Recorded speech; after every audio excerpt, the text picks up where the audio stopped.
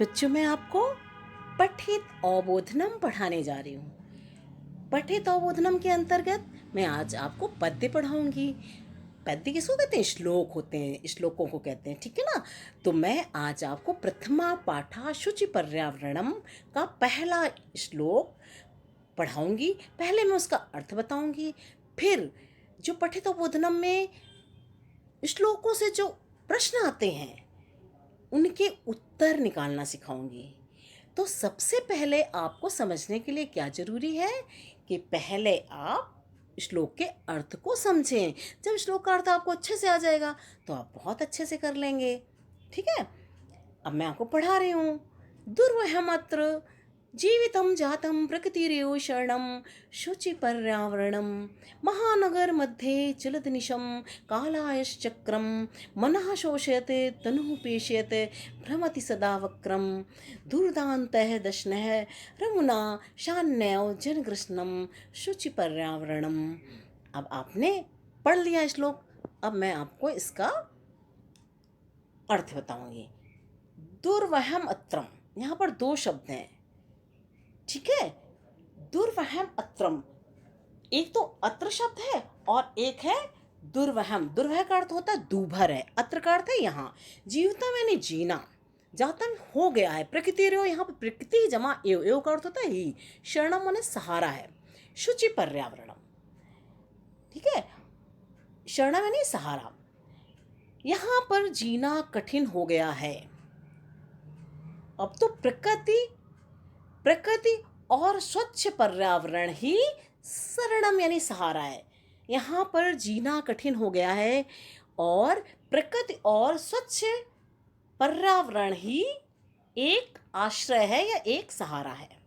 महानगर मध्य यानी महानगर के बीच में, चलद निशम यानी चलत जमा अनिशम, चलत यानी चलता है, अनिशम यानी रात दिन। अनिशम का क्या अर्थ होता है? रात दिन।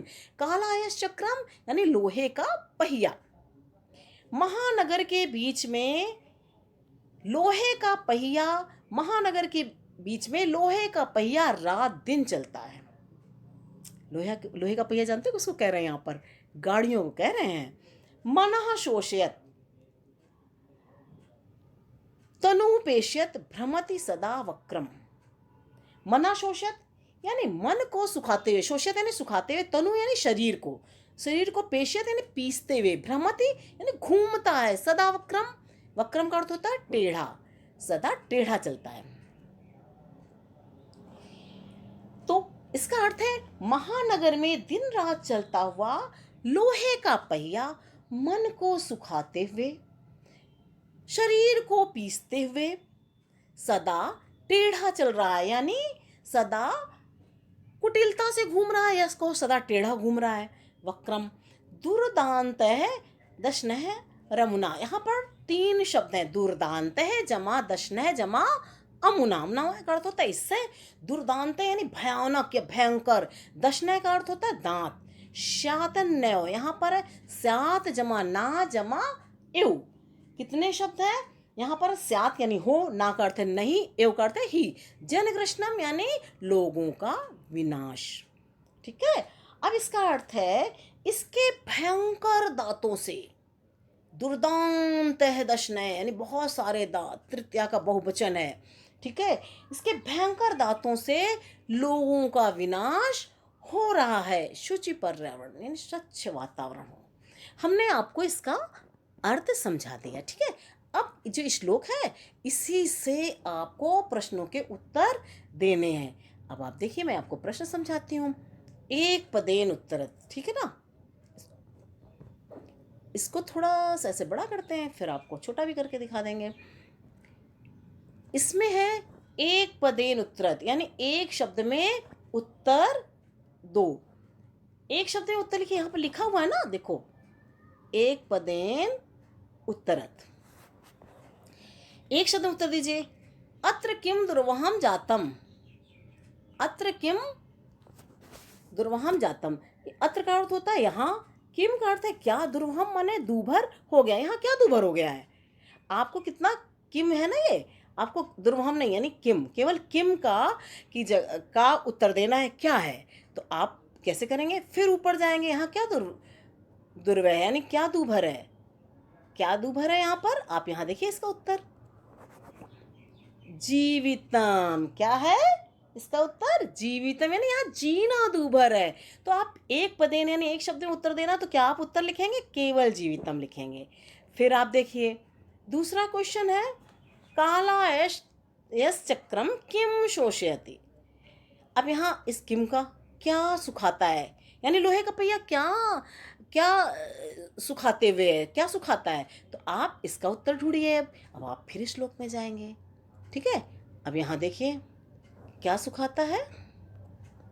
मनः शोष्यति, है ना, शोष्यत। क्या सुखाता है? मन को सुखाता है। तो इसका उत्तर क्या हुआ? मनः। अब हम आपको इसके बाद आगे प्रश्न पे जाते हैं। ये देखिए, अभी हमने आपको एक पदेन का उत्तर बताया, अब मैं आपको पूर्ण वाक्यन का उत्तर बताऊंगी। पूर्ण वाक्यन उत्तरत, यानी एक वाक्य में उत्तर लिखिए। प्रश्न क्या है? महानगरेश अनिशम किम चलत। महानगरों में रात दिन क्या चलता है? महानगरों में रात दिन क्या चलता है, इसका उत्तर आप कैसे निकालोगे? अब आप देखिए यहाँ पर, रात महानगरे रात दिन क्या चलता है? आप इसका उत्तर लिखेंगे महानगरेशु अनिशम। ये इस लाइन में इसका उत्तर है। महानगरेशु अनिशम कालायश चक्रम चलती। महानगरों में रात दिन लोहे का पहिया चलता है। तो इसका उत्तर होगा महानगरेशु अनिशम कालायश चक्रम चलती। ठीक है, महानगरेश अनिशम कालायश चक्रम चलती इसका उत्तर होगा। ठीक है, इस लाइन। और आपको उत्तर ना है तो आप ये पूरी यही लाइन लिख दीजिएगा, तो भी आपको नंबर मिल जाएंगे। ठीक है ना, क्योंकि आप ना लिखने से तो अच्छा है कि सही कुछ तो लिखें आप। ठीक है, अब आपको अगला समझाती हूँ। कह जन ग्रसनम ना स्यात्, यानी किसके द्वारा लोगों का विनाश नहीं हो। कह माने किसके द्वारा। अब आप यहाँ पर उत्तर देखिए, कह जन ग्रसनम ना स्यात्। अब यहाँ पर देखिए आपका उत्तर है दुर्दांत दशन है जन ग्रसनम ना स्यात्। तो आप इसका उत्तर क्या होगा? दुर्दांत है दशन है जन ग्रसनम ना स्यात्। दुर्दांत है दशन है जन ग्रसनम ना स्यात्, इसका उत्तर ये होगा।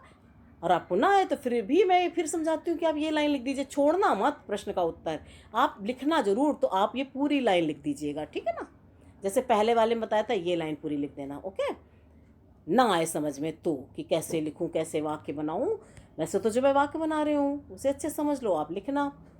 ठीक है, और इसके बाद आपको मैं निर्देशानुसारम समझाती हूँ। निर्देशानुसारम उत्तर, निर्देश के अनुसार उत्तर लिखिए। भ्रमत इति क्रियापदस्य कर्तृपद किम अस्ति, यानी भ्रमति क्रिया है, इसका कर्ता क्या है, यानी करने वाला कौन है। ठीक है, जैसे राम पुस्तक पढ़ता है तो पढ़ता कौन है? राम पढ़ता है पुस्तक को।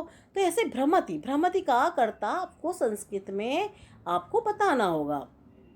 ठीक है, तो आप अब बताइए, यहाँ देखिए भ्रमत क्रिया का कर्ता कौन है?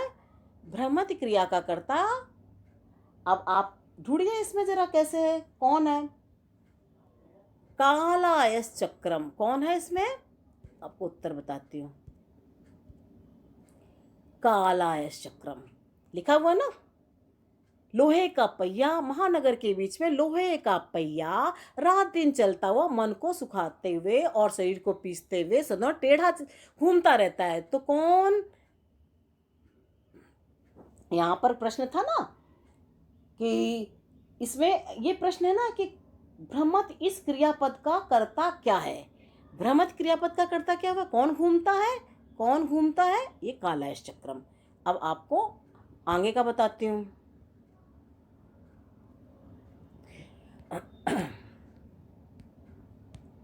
इसमें है दशनय इत पदस्य विशेषण पद किम। दशनय, इसका विशेषण पद क्या है? दशनय तो विशेष है, तो इसकी विशेषता बताने वाला दशनय का अर्थ होता है दांत। दांतों की विशेषता क्या बताई जा रही थी? याद करो, लेकिन मैं आपको दिखा देती हूँ। इसका है दुर्दांत है दशनय, यानी ये उत्तर है। इस दशनय का दुर्दांत है, ठीक है। यानी इसके विशेषण कौन है, दांतों का विशेषण क्या है, दुर्दांत है। कैसे दांत है, भयानक। तो उत्तर क्या है, आप लिखोगे दुर्दांत, इतना लिखोगे। मैं आपको एक बार और अच्छे से करके बता देती हूँ। आप ये लिखोगे दुर्दांत है, ठीक है।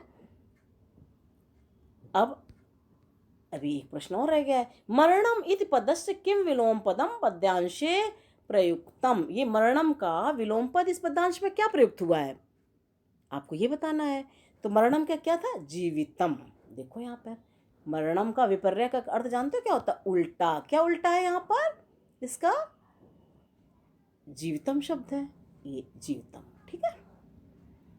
इस तरह से विपर्य का अर्थ उल्टा होता है। अब आपने देखा कि कैसे हमने आपको शब्दों, पहले पाठ का अर्थ पढ़ाया, उसके बाद हमने प्रश्नों के उत्तर बताए, और हमने आपके लिए सुविधा के लिए नीचे इसके उत्तर दे दिए हैं, ठीक है। आप इनको अच्छे से समझ लो और आप पूरा कर लो।